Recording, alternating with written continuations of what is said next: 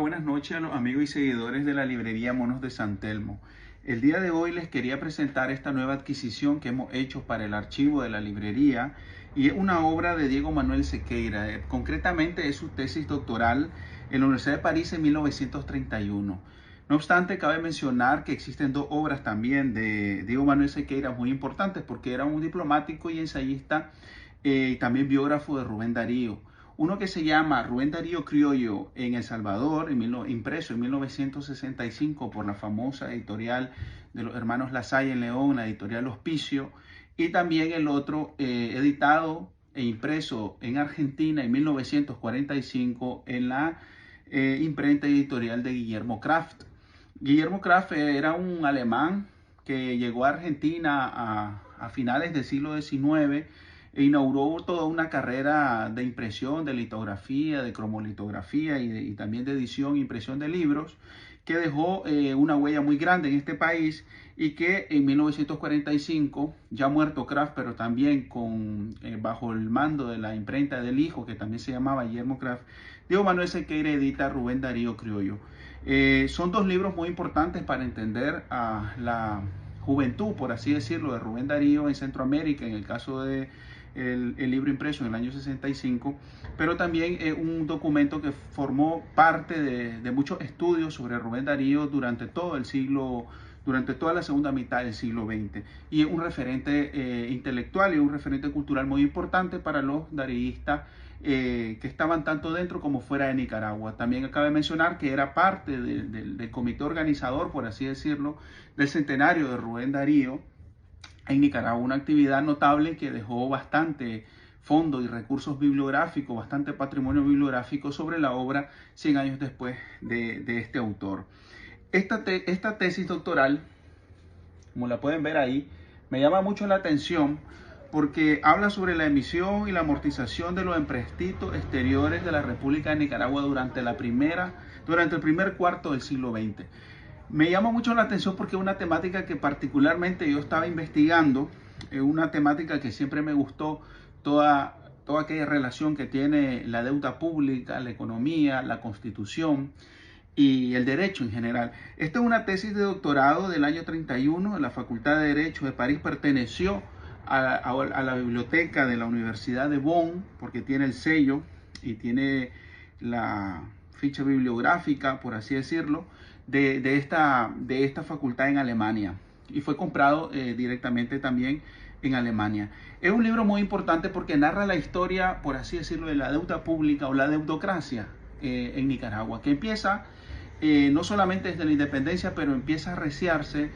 a finales del siglo XIX con los famosos préstamos al sindicato londinés Ethel Burga, pero también con la reclamación Emery durante todo el mandato de José Santos Zelaya, y luego ya con la venta de bonos de 1909 o también los pactos Dawson de 1917, o bien la deuda pública que se vende, los tenedores de deudas que venden a los banqueros Brown y Seligman de Nueva York, y ya después de la guerra de José Santos Zelaya, lo que se llamó la Comisión Mixta de Reclamaciones, que era todo aquel que se sentía afectado por la deposición del gobierno de Zelaya podía reclamar ante un juez nicaragüense y dos jueces norteamericanos, por eso se llama Comisión Mixta, reclamar algún daño que haya ocasionado ese gobierno, y ese pago, esa indemnización iba a correr a cargo del Tesoro Público. Es un problema muy importante. El tema de la deutocracia es un concepto muy interesante porque se menciona en el primer libro de Capital de Carlos Marx, y lo hace Marx precisamente para cuando se funda, por así decirlo, esa empresa colonial de los grandes países coloniales de entonces, como era en el siglo XVI España e Inglaterra.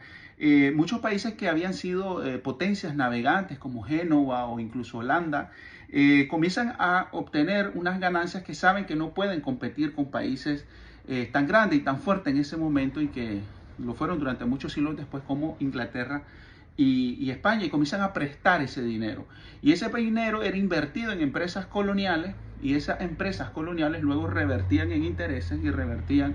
en utilidades a estos prestamistas genoveses o holandeses que miraron ese modelo de poder hacer dinero a raíz de esta particular forma de comercio, por así decirlo, injusto obviamente, porque era colonial, y que lo podemos ver representado en la obra de William Shakespeare, en El Mercader de Venecia, por ejemplo, donde Shylock precisamente patrocina un viaje de quien era el prometido de su hija y le pide que si no paga una libra de carne de su cuerpo. Y es una obra que se ha estudiado mucho también en el ámbito jurídico, que yo les recomiendo ver tanto la película como leer la obra directamente de los textos de Shakespeare. Este es un tema muy interesante porque es un tema que después repercute en una de las grandes familias de lo que se llamó la colonia italiana, los Palacios, los Pelas, que aún siguen ejerciendo, por así decirlo, el monopolio económico en Nicaragua, eminentes monopolistas de vieja data. Y los Caligari, principalmente decimos los Caligari, pero en realidad era la figura de Ángel Caligari, que también escribió 3 libros, creo que escribió, muy importantes para entender las relaciones financieras del primer cuarto del siglo XX de Nicaragua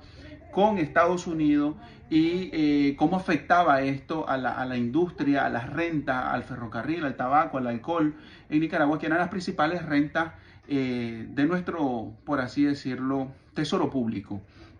Es muy importante porque habla de números, es un libro intonso, yo no lo he abierto todo para poder resguardar un poco su originalidad, solo he abierto las páginas que me ha permitido el propio corte del papel poder leer. Está escrito en francés, es muy importante porque se une a esa tradición de algunos estudiosos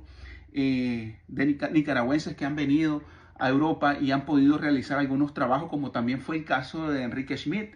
que en los años 80 fue viceministro, si no me equivoco, de Comunicaciones del Interior, y escribió una tesis en alemán en la Universidad de Hamburgo, que se llamaba Economía und Koloniales Erbe en Mittelamérica, es decir, Economía y Mundo Colonial en Centroamérica.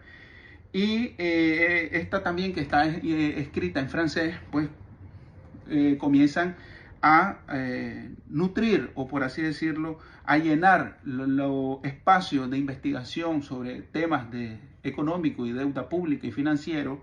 desde el punto de vista jurídico, que mucho hacen falta en Centroamérica, porque como todos sabemos, Centroamérica es una región, y también Nicaragua obviamente, que está dentro de Centroamérica, una región que ha recurrido mucho al tema de la deuda pública, y no existe en el ámbito constitucional una regulación moderna adaptada al siglo XXI para poder fiscalizar, para poder, por así decirlo, darle una trazabilidad a esa deuda y poder determinar si esa deuda pública invertida en desarrollo o solamente invertida para seguir generando esa deutocracia de la que hablaba Marx, es decir, esos intereses, esas utilidades a través de las cuales muchos bancos y principalmente las familias que están detrás de estos bancos utilizan al Estado como un ente pagador más, haciendo usura de Estado, por así decirlo, y que los ciudadanos han estado pagando durante muchísimos años con sus impuestos, con su patrimonio y con la deuda pública, precisamente de estos estados, esta forma de hacer cada vez más dinero. Por eso es muy importante leer estos libros. Diego Manuel Sequeira me sorprende porque un autor que hace biografía de Rubén Darío, un personaje muy importante en nuestra historia literaria, pero también en su tesis doctoral como estudiante de Derecho indaga en este momento histórico que se llamó la diplomacia del dólar, que impactó mucho no solamente a Centroamérica, sino a toda la región latinoamericana, que era el tiempo en que los banqueros iban colonizando, neocolonizando estados. Nada raro de lo que sucede hoy, y que por eso es muy importante tener esta base de conocimiento en términos de constitucionalismo económico, derecho financiero, para poder entender esa palabra de deutocracia y cómo afecta directamente a los ciudadanos, a las finanzas públicas, y cómo hay toda una industria alrededor de prestarle dinero al Estado para que te revierta con más utilidades, pero en determinados momentos subiendo el impuesto, haciendo más presión fiscal sobre los ciudadanos, que cada vez tienen salarios más paupérrimos y oportunidades económicas cada vez más inexistentes. Entonces, ese era el libro del que quería hablarle hoy. Le agradezco su tiempo y ojalá pues podamos seguirnos viendo y compartiendo el contenido que generamos desde la librería Monos de San Telmo. Muchas gracias.